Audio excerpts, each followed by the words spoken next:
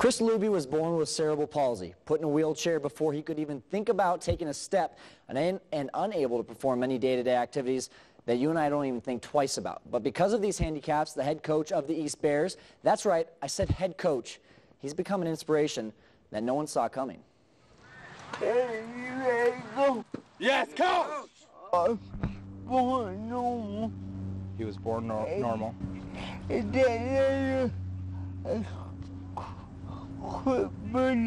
From then on, Chris's parents knew that he would not live a normal life. But don't tell Chris that. While watching football with his grandmother at a young age, he knew that he loved the sport, and he knew that he wanted to be a part of the wonderful game that it was.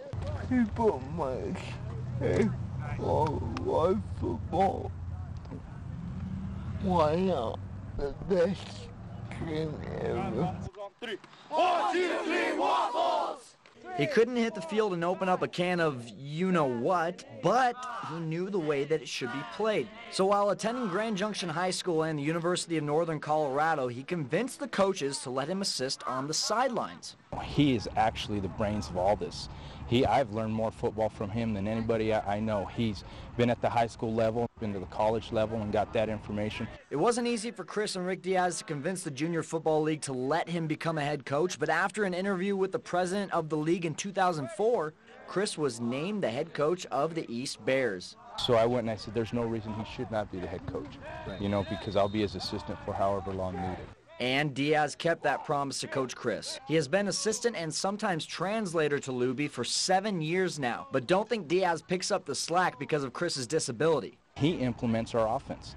He implements our defense. He calls plays. Yeah, we'll stand next to him on the sideline and say the numbers, but he's actually calling the plays that we're running in the game. And when it's game time, Coach Chris becomes... When game day, that hat turns around, I'm telling you. He flips it around and it's maniac. So with such a passion and intensity for the game, you would think that Coach Maniac would have half a mind to throw on the pads and try out his luck. It would be to let somebody else, sure, but that's not my style. No boys.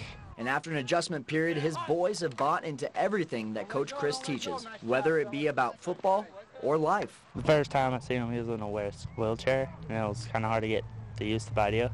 Since I've been with him for 2 years, it just got used to it. He showed me to never give up. Life just sit down.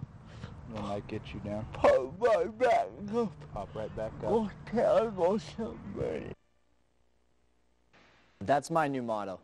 Inspirational stuff right there. If you want to check out Chris and his East Bears, they'll play the Mount Garfield Broncos next Saturday for their first game of the playoffs. Game will be at Canyon View, but the time is still to be determined.